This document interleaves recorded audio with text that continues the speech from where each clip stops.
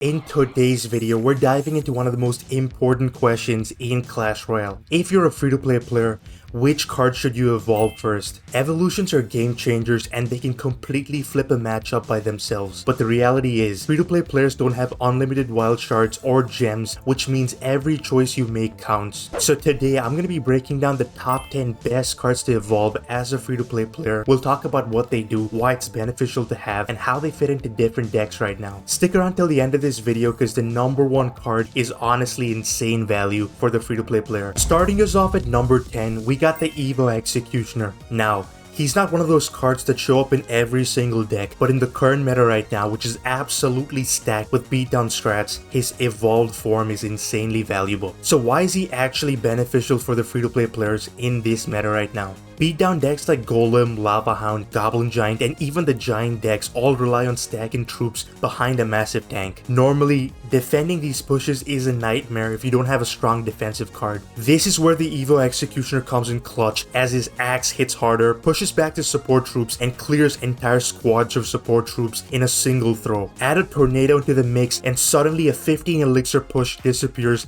in seconds. For a free-to-play player, that's huge defensive value. Instead of overspending on defense, you shut things down efficiently and save elixir for the counter push. Now let's take a look at what deck styles fit him the best. Number 1, control decks. The Executioner Evo is perfect here because control decks rely on solid defense first. Paired up with Tornado, he shuts down Golem or Giant pushes and then helps launch a counter attack or even split lane pressure, which is amazing. He also works super well in the classic Hog Rocket control deck where you have such a strong defense with the Evo Valk and the Tornado, which makes offense a lot better because of the counterattack potential you have. Number 2, Brit Spam decks. This is where he's actually sneaky strong right now. He's super broken in Ram Rider plus Boss Bandit archetypes because the Evo Executioner gives you that reliable splash backbone, while the Ram Rider slows and stuns tanks and the Boss Bandit dashes to punish misplays on offense. The Evo Executioner is such a reliable card to shut down any push on defense, which gives you the confidence to defend efficiently. Coming in at number 9 is the Goblin Barrel, the classic free-to-play win condition that still steals towers when you play it smart. So what does the Evo actually do? When you play the Evo Goblin Barrel, the game throws 2 barrels at once. Your real barrel to target the tower and a decoy barrel to the mirror tower in the opposite lane. The decoy spawns decoy goblins. They deal the same damage per second as the normal goblins but have much lower HP, about skeleton level. So they pretty much pop to almost any small spell like the Zap or even Princess shots. You can't really tell which is real until they land, and the Evo triggers every third Goblin Barrel, basically a 2-cycle requirement. So why is this a great idea for the free-to-play player right now? In a ladder full of beatdown decks like Golem, Goblin Giant, E-Giant, Lava Hound, people often invest 8 to 10 elixir in the back, plus they tend to carry big spells like Lightning or Fireball over cheap cycle spells. That's basically your window to press. Drop your Evo Barrel and try to force them to defend both lanes or make them eat chip damage through Princess value. Even when they guess right, the decoy burns reaction time and elixir, and when they guess wrong, you get huge amounts of damage for just 3 elixir. So which decks do the Goblin Barrel fit in? Number 1, the classic log bait deck. With the Knight, Princess, Cannon, Rocket cores, absolutely love the Evo Barrel because the decoy lane pretty much strains small spell cycles and you bait out log or arrows on one side and the next Evo Barrel lands almost uncontested, giving you the damage you're looking for. Number 2, Miner plus bait hybrids. The idea here is to use a bunch of bait cards to force out your opponent to use their small spell, which is primarily how you get the damage. Send your Miner to the back and the Evo Barrel to the opposite tower. The decoy lane splits their tent, leaving them to defend both towers, which is a real threat. Coming in at number 8, we got the wall breakers. So what does the Evo actually do? When you use your Evo wall breakers, you spawn 2 wall breakers instead of just 1. If one's barrel is destroyed before it lands, the unit converts into a runner, a weaker ground melee unit that still targets buildings. When either the wall breaker or the runner dies, there's a death explosion that damages nearby units, though it's slightly weaker versus crown towers. Because they come in pairs and transform under pressure, they're so much more resilient to single target spells or defenses. So why is it beneficial for the free-to-play in the card meta to use the Evo wall breakers? Beatdown decks are all over ladder, meaning that you often face giant tanks or supporting cards. Because they come in pairs, you can place one in each lane, splitting their defense and making it costly for them to commit. Also, the resilience to single target spells makes them even harder for your opponents to clean them up with Zap, the Log, or even Vines. Now let's take a look at the three main archetypes they work well in. Number 1. Cycle or Chip Cycle. You want cheap, recurring pressure decks as they evolve wall breakers do small but scary damage in every cycle. Minor Cycle with wall breakers is a cracked combo to try. Number 2. Brit Spam or any sort of pressure decks. Combine them with the Boss Bandit or Valkyrie Brit Spam decks and it works wonders in those setups. While your heavy pushes in one lane, the wall breakers pressed on the other lane forces your opponent to stretch their elixir thin, which is exactly what you want with these sort of decks. Number 3. Bait Hybrids. Use them to bait out spells or to punish weak rotations. Their dual nature often forces your opponent to waste resources such as Elixir on one side, freeing up the other attacking bait cards like the Skeleton Barrel or the Goblin Barrel or any sort of bait cards that you want to connect on the opponent's tower. Before we move to card number 7, make sure to like the video and join the Discord group, which is linked in the description of this video, where we talk about everything. Coming in at number 7, we got the Baby Dragon Evo. So what does this card actually do? When you evolve the Baby Dragon, it triggers a special Wind Gust effect in an 8x9 tile area around it. This effect speeds up your allied troops by 50% and slows enemies' troops by 30%. After it dies, the wind effect lingers for about 2 seconds, so you're not just getting a stronger splash unit, you're pretty much manipulating the battlefield tempo with buffs on your side and debuffs on theirs. So why is it beneficial for the free-to-play player in the current meta to have this card? Again, I've said this multiple times, but we're in a beatdown meta right now and many decks lead on supporting tanks or supporting troops behind their tank, such as the Minion Horde, Baby Dragon, which is very good for the Baby Dragon Evo, as the wind effect disrupts these support units by slowing them down and giving your defenses much more time to respond and potentially a stronger counterattack. Imagine your tank and support cards just charging across the river with extra momentum. The extra speed can make all the difference in the world between a push that's stalling or reaching the tower and potentially winning you the game. Now let's take a look at the archetypes the Baby Dragon Evo fits in. Number 1. Beatdown decks. Drop your tank first, Golem Giant, Goblin Giant, you name it, and then the Evo Baby Dragon follows, applying its Wind Zone to slow enemies' defenders and speed up your troops so your push moves much quicker. Number 2. Control decks. Use the Evo Baby Dragon defensively. When they build a counter push, deploy the Baby Dragon right down the middle so the wind slows down their troops and speeds up yours. Turn this defense into offense and you should be winning a lot of games with control decks. Coming in at number 6, we got the Knight. So what does the Evo Knight actually do? He has the same base stats as the OG Knight, but with a special defensive buff. If he's not attacking, he takes 60% less damage from any sort of troop or building. That damage reduction holds on until he launches an attack, so effectively he becomes a much tankier card when walking or even waiting. But once he engages, that's when he loses that shield-like reduction. So why is it beneficial for the free-to-play player to have this card right now? The Evo Knight acts as a defensive card to soak damage before hitting the fight zone. The Evo Knight's passive damage reduction gives you that wiggle room. He can tank more hits before responding, buy time to set up a support push, or survive tricky interactions. For the free-to-play players who can't always max out cards, this shield while idle acts as a free boost. It reduces mistakes, or if he's a bit out of position, he doesn't just instantly die. Now let's take a look at the archetypes he fits into and why he works there. Number 1. Classic Cycle. Knight is a cheap, reliable ground body. He soaks hits, supports the win condition, and survives longer with the Evo. Number 2. Control decks. Use him as a ground defender. His tankiness while idle helps him walk right into the fight, absorb initial damage, and then retaliate. Number 3. Bait decks. Because he has that inbuilt survivability, he does not need heavy backup. In a log bait deck, he can tank for your barrel or your gang and survive more often than the non-evolved Knight.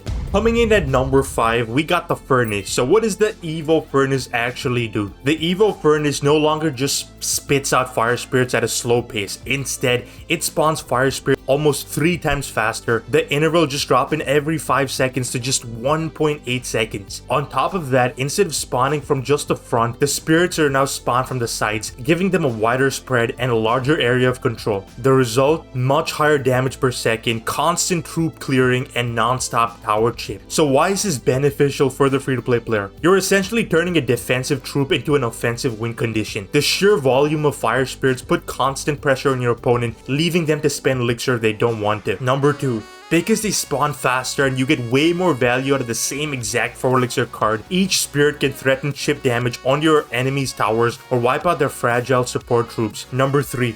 The side spawn mechanic makes it much harder for your opponent to line up troops behind the tank because those will now cover a wider zone. Number 4. Since the spirits keep spawning, the furnace can even protect itself from troops like the mini P.E.K.K.A. or barbarians, making it much harder to remove efficiently. So let's take a look at the 2 main archetypes it works in. Number 1. Control decks. The Evo Furnace is a steady chip engine. You defend, drop a furnace, and let this wear the tower down while your opponent struggles to keep up, which gives you a chance to pressure with your win condition when you're up in elixir. Number 2. Beatdown decks. Paired up with the Golem or even the Goblin Giant, and while your tank soaks up damage, rapid fire spirits clear support defenders and add constant chip in the other lane or even the same lane if you choose to support your tank. Coming in at number 4, we got the Goblin Giant Evo. So what the Goblin Giant Evo does is when he evolves, he spawns the same base version but gains a special ability. When his hit points fall below 50%, he begins to passively summon goblins every 1.8 seconds. These spawn goblins stack up behind him, punishing opponents who don't really deal with both the tank and the swarm. So why is this beneficial for the free-to-play players? You're effectively getting extra value from just one card. The Goblin Giant becomes not just a tank, but a constant source of troops once he gets damaged. It forces your opponents to make tough choices. Remove your tank or be overwhelmed by the swarm of goblins behind it. This leads to expensive responses, which again, you can use for the split lane pressure and potentially take the other side. So the only archetype that the Goblin Giant fits into is of course the beatdown deck. The evolved Goblin Giant is a dream card for beatdown players. Normally in a beatdown deck, your tank job is to absorb damage while your support like the Witch, Night Witch, or Baby Dragon all stand behind it and clear defenders. The problem?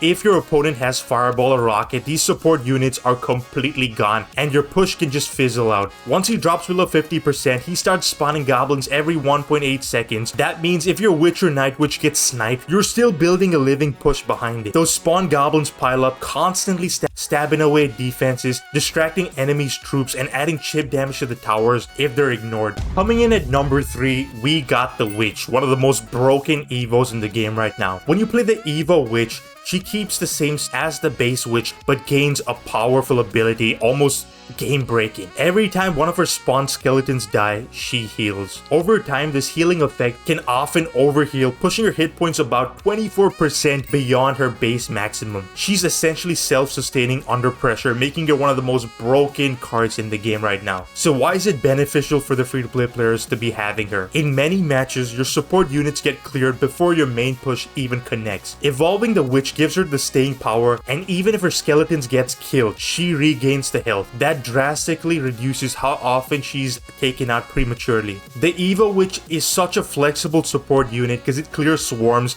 it spawns skeletons constantly, and gives you that added resilience that you need in your deck. Now let's take a look at the 2 main archetypes she works in. Number 1, Beatdown. Drop your tank, your Golem, Goblin Giant, or even the Giant at the back. Her skeletons assist in clearing out defensive troops or distractions, while her healing up helps survive her through heavy fire. Number 2, Control decks. She's ideal in this defensive setup. In case your opponent overcommits, her skeletons and self-heal keeps her alive, while your counterattack can easily win you games if she's alive. Coming in at number 2, we got the Evo Cannon, one of the most broken Evos right now. When you play your Evo Cannon, it just doesn't sit there and shoot in one direction. Instead, it barrages both sides of the arena at once, firing 9 cannonballs in 2 rows, 5 in the top and 4 below. These shots deal area damage and also have knockback effects, and this is amazing when you want to defend a big push. It's like having two cannons in once with extra utility for crowd control. So why is it beneficial for the free-to-play players? You get double coverage for the exact same cost. Rather than just playing two separate buildings on relying on splash troops, the Evo cannon handles pressure from both lanes. The knockback effects means that it can interrupt any push, shove troops away, or even push them towards itself for cleanup. It's not just a single target tool anymore. It can help clear weaker support troops, and that is especially useful in a lane where your opponent tries to mount support units behind their tanks. Finally, this is a broken feature exclusively for the Evo cannon. It allows a surprise offense. You can play it on your side in certain situations and get cannonballs to help on offense, making it a threat on offense than on just defense. Now let's look at the three main archetypes it's used in. Number 1, Cycle.